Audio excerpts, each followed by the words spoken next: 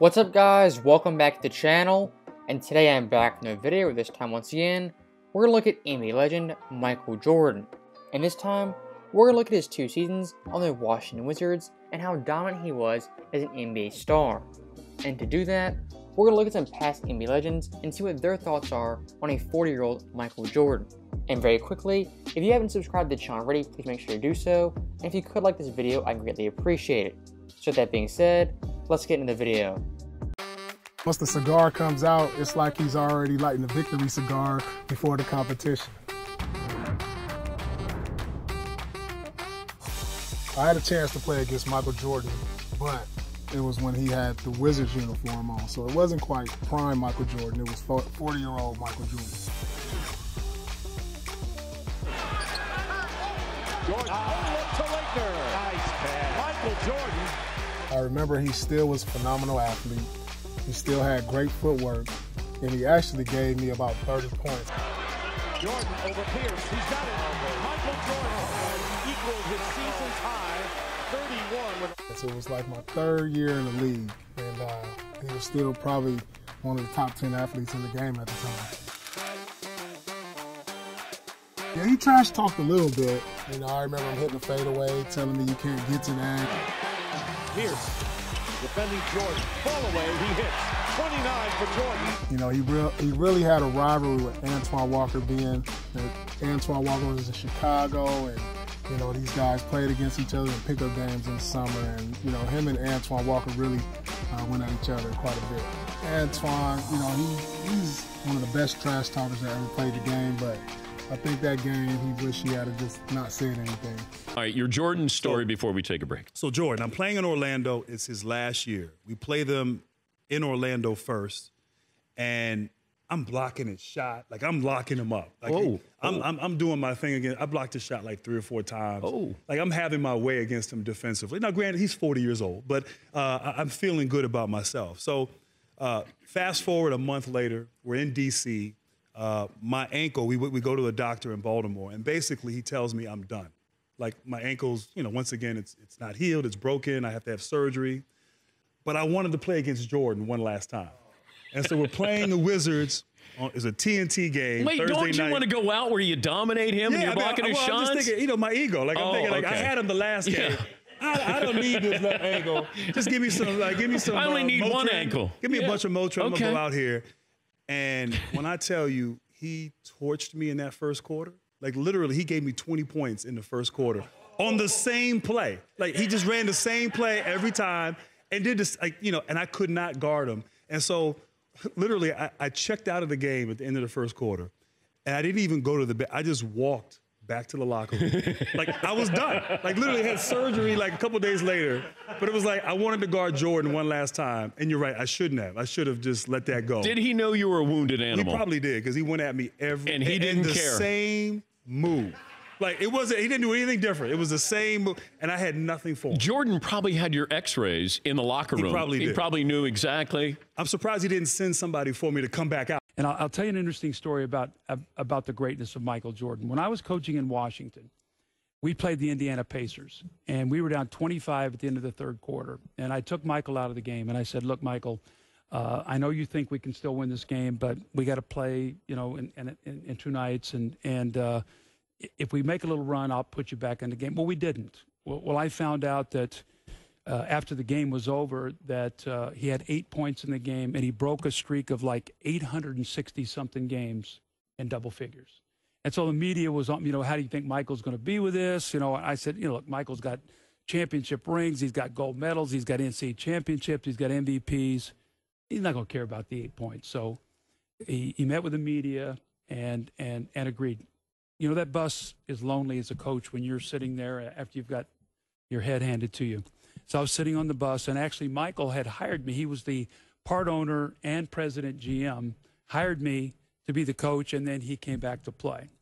I'll never forget this moment ever as a coach. This to me was greatness. He got on the bus and he said, scoot over. And he looked at me and he said, do you think I can still play? And I said, absolutely. That's why I'm here, to be here to help you. He said, you know, to be my coach, you have to believe in me and believe I can still play. And I said, Michael, I believe in you. He said, you did the right thing tonight. You did the right thing tonight. I don't care about the points, but I needed to know that you believe in me. Fast forward, we get on the plane. He has a few cocktails, smokes a couple cigars, all the things you're not supposed to do. Yeah. We get back about 3:30 in the morning in Washington. At 7:30 that morning, he's down in the fitness room with Tim Grover, working out like you can't believe. Now, he's 41 years old. We play the New Jersey Nets the next night. And Michael scores the first 3 times he has the ball. Byron Scott takes a timeout. And Michael comes over and he says, I want the ball right there the rest of the game, and don't take me out till I tell you. And so that's fine by me. So with 2 minutes to go in the game, he gives me the sign like, that's enough. I take him out of the game. He walks over to the bench. I said, Michael, what happened tonight? He said, well, the guy who was guarding me told me his back was hurting. Don't ever tell me you got a problem. He said, I'll make you pay for that. 51 points later. 51 points at age 41. He came back the next game with 46. And he looked at me and he said, I told you I could still play. 97 points. I mean, Mike, I was absolutely blown away at what this guy could do. His mind, how strong it was. I mean, he's playing on one leg. I mean, he had cut his finger, with doing a cigar. He had his finger was bent. He had a bad knee. The competitive will and great. I've never seen anything like it. But that moment when he looked at me and asked me if I still believed in him, I said, "This is the greatest player to play the game, wanting to know if I still believed in him." It was a moment I would never ever forget. Being in the NBA for 22 years, I can proudly say I got the opportunity to play against Michael Jordan. Vince Carter, Michael up on him. Vince, a leaner is good. Michael Jordan is just starting to heat up. And it was just obviously nothing short of an amazing and an opportunity that a lot of players in today's game can't say. His impact on the game, his impact on players today and the players of the past is well documented. My story about MJ goes back to All-Star in Atlanta. I was a leading vote getter, and I gave my starting position to MJ, which he declined multiple times throughout the day. So we go on, and he accepts the starting position. It will be Michael starting in place of Vince Carter. He goes on and hits his historic fadeaway. And Michael has the ball, again guarded by Shawn Marion. The fadeaway, yes! Anytime that All-Star game is played on TV or talked about, that memory sticks to me because it was just historic in my mind, historic for all the fans who are watching to see MJ do his thing one more time in an All-Star game.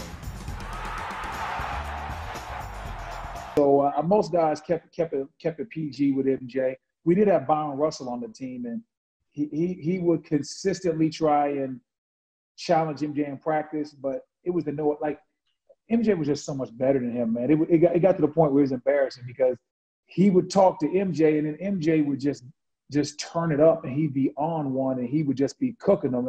I remember in one practice, he told, after hitting the game-winning shot on Byron Russell, he said, "Man, stop trying to guard me, man. You're known as the human highlight reel. Not because you have any highlights of your own, but because you're in all of mine." I mean, I'm just like, oh, that's just so hurtful because he's hit so many game winners on Byron Russell. So to say that, it was just like, boy, please shut your mouth. All right, last one. What were you thinking when it was just you and MJ, 2002, game on the line, and you got the assignment to guard Jordan? Tell us what goes through your mind in that moment. Man, I'm trying to block his shot. What you talking about, man? Nah, he was shaking in his boots. That's MJ. Come on now, be real.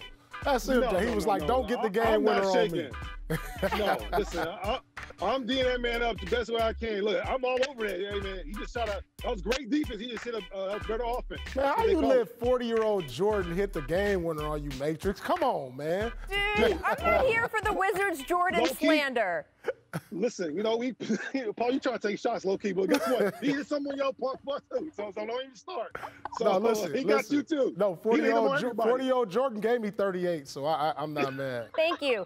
By the way, Sean, during The Last Dance, there was, Michael Jordan with the Bulls, and then there was all this Jordan Wizard slander. He was good with the Wizards. Yeah, he had a terrible team around him for big sections, but come on. He was still a threat back then. Don't be ashamed he scored on you. Come on, Paul. He got me, so I can't complain. I mean, he hit the game winner. I mean, he hit the game winner, but he hit the go ahead basket in the All-Star game, my first All-Star game. I remember but then Kobe got fouled by Jermaine O'Neal at the end. We won the game. Man. So that was a $20,000 fine right there. I remember that. That was a $20,000 fall. We would have won 20 more thousand. We won that game, man. I was pissed. That All-Star game, when you look around and you think about the guys who were on the court back then, what do you guys? I mean, that was a crew. Yeah, that was. I mean, it was a special group of guys on that floor, but you know, Jordan stands out because it was his last one, but Mariah Carey stands out too in that dress. Yes.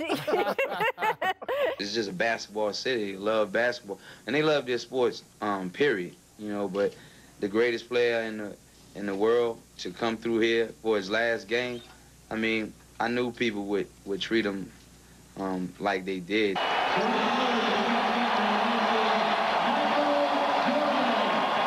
The fourth quarter ovation lasted more than 2 minutes, and it turned out to be the signature moment of an historic night. Now, I guess it hits me that I'm not going to be in a uniform anymore. So, and that's not a terrible feeling. You know, I'm not. You know, I don't. It's not terrible. It's something that I've come to grips with, and it's time.